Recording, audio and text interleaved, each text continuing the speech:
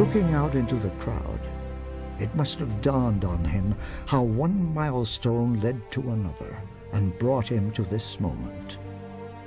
For he wrote later, "I seem to sense the coercive hand of destiny making things happen, making things fall into place."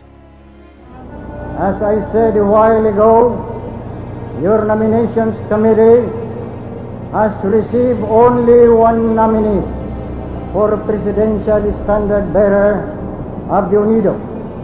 I therefore move to close the nomination and to declare unanimously the Honorable Salvador Laurel as the presidential standard bearer of UNIDO.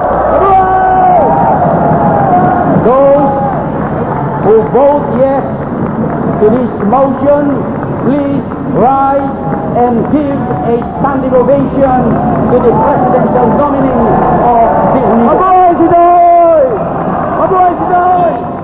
Beloved freedom fighters, beloved countrymen, beloved members of the unswerving opposition, I ask you all to rise. I ask you all to rise and raise your right hand with me. And I ask you to swear with me on this hallowed day.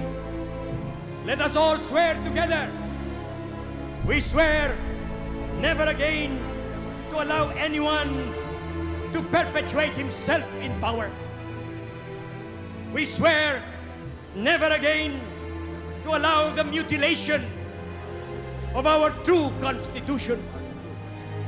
We swear never again to allow the mockery of democracy through rigged elections and plebiscites.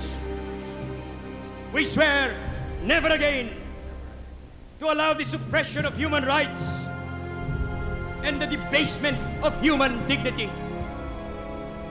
We swear never again to allow the gagging of the press and the systematic brainwashing of the Filipino people by the sacred bones of our forebears. We swear never, never again to all this. Let us repeat. Let us repeat. Justice for all. Democracy or death. Freedom forever. Maraming salamat po. Mabuhay si Laurel! Mabuhay si Laurel! It mattered not to Doy Laurel that he was to be David against Marcos's Goliath. He had worked tirelessly to rally a fragmented opposition to victory in the 1984 legislative elections, snatching 59 seats from Marcos hardliners in the Batasang Pambansa. He remained resolute in his belief that change could only be attained through constitutional means. Sana'y magkaisa tayong lahat sa labanang ito. Kung maaari, iwasan natin ang himagsikan. Kung maaari, iwasan natin ang paggamit ng dahas upang mabawi ang ating mga karapatan at kalayaan at upang may bangon ang ating puri bilang isang lahi. Nung nagbitiw siya, si Doy Laurel nagbitiw sa interim Batasang Pambansa, nakita ko na, sabi ko, ito ay desidido. Ito ang talagang determinado. So we definitely considered him as the leader of the active opposition. Because the other part of our opposition wanted to boycott the elections, boycott all the action. They thought passive resistance would be more effective than active resistance. Doy represented the active resistance group. That these are the last days of the Marcos dictatorship. The people have a right to change the government when the government betrays the people. A government that denies justice to the people is committing the gravest crime against the people. Kung hindi tayo kikilos, sinong kikilos? Kung hindi tayo sisigaw, sinong sisigaw? Kung hindi tayo lalaban, sinong lalaban? At kung hindi ngayon, kailan pa? Lahat kami sumunod sa kanya nung inoorganisa niya ang UNIDO sapagkat alam namin, yun ang kailangan talaga. labanan ang diktadurya. Si Doy Laurel ang namuno sa lahat ng ito.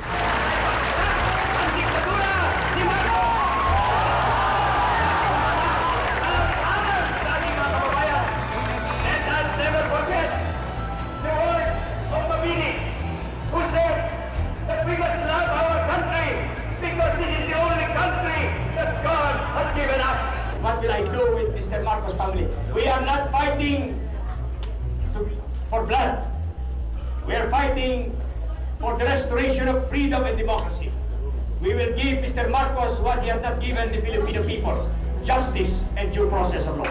5 months later, on the 3rd of November, Marcos bowed to foreign pressure and announced via American television that he was conceding to the opposition's call.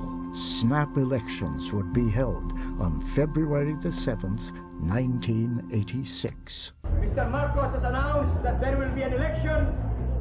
Our answer to him is that we will fight him in that election.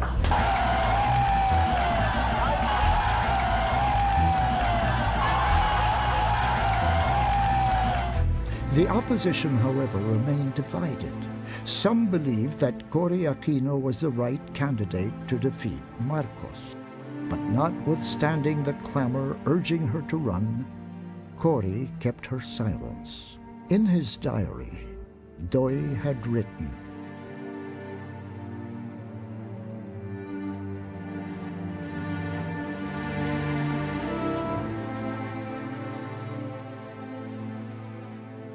these were the first of many broken promises.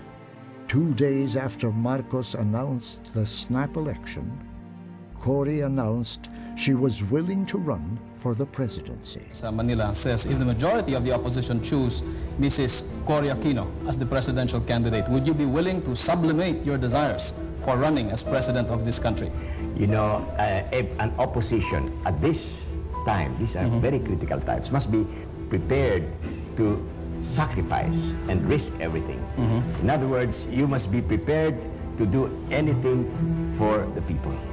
So if you must be prepared to run for anything or not run at all. Okay. On top of that, you must be prepared to risk everything, including your own life, because these are very critical times. So answering your question, the decision of the united opposition will be respected. And if Cory Aquino or anybody else is the final choice of the entire united opposition, we will respect it. I will respect it. I just feel that somebody must provide the leadership. In a meeting at the Puyat residence in Quezon City, Cory revealed she was only interested in removing Marcos from power and restoring democracy. She offered to appoint Doy as the prime minister and promised to step down after 2 years or so. Their agreement was put to writing. But Doy, believing he had better chances as the opposition's presidential bet, asked for more time to decide. Discernment came at a most crucial and painful junction in his political life. It was perhaps the hardest, most excruciating decision he would ever make. He asked himself, what would my father have done if he were in my place? The following day, Doy told Cory he would give way to her only if she ran under the UNIDO. She declined. Doy had no other choice but to run. In his statement before the press, Doy said, "I can sacrifice myself. I can sacrifice the presidency, but I cannot sacrifice the people who have suffered so much and worked so hard all these years, risking life, liberty, even honor, to put up the political machine that is now capable of toppling the Marcos dictatorship." After consulting with her advisors, Cory changed her mind. She agreed to run under the UNIDO. A new energy invigorated the opposition. In the interest of unity, which is the key to victory.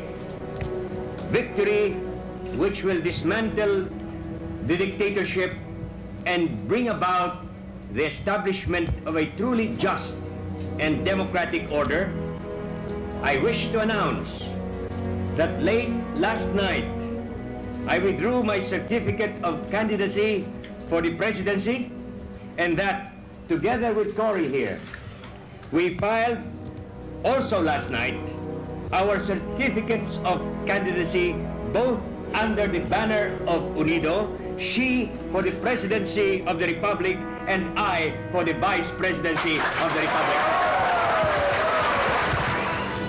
And I now wish to take this opportunity to publicly express my deep gratitude to Doy Laurel, his family, and his supporters for the supreme act of selflessness and sacrifice that has made this dream a reality.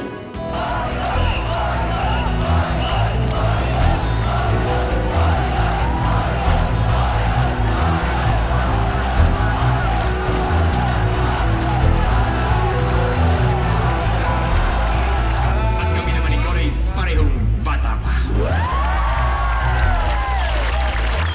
As the global village looked on, the fight for a return to democracy became a clash of symbols. It was as if God himself had intervened. Cory and Doy were swept to power in a spectacular popular uprising. Whether they won the 1986 snap elections or not, it did not matter. Everything had been superseded by the EDSA People Power Revolution. Now, therefore, by virtue of the powers vested in me as President of the Republic of the Philippines and pursuant to the mandate of the Filipino people, I hereby appoint Salvador H. Laurel as Prime Minister Designate.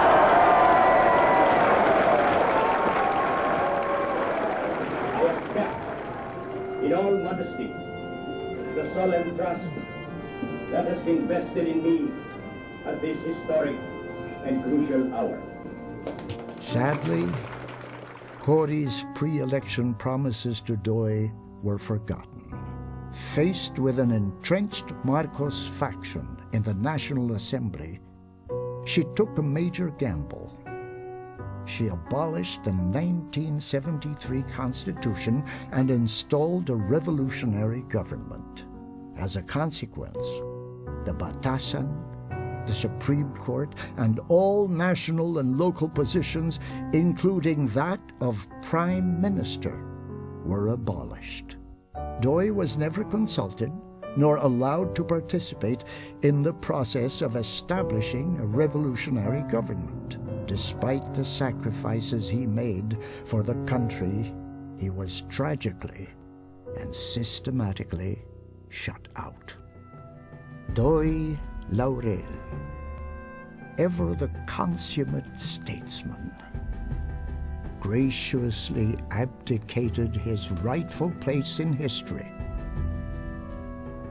No other moment defines him best than when he reminds those of us who must witness for him that though we are men, who we are is ultimately how we lived.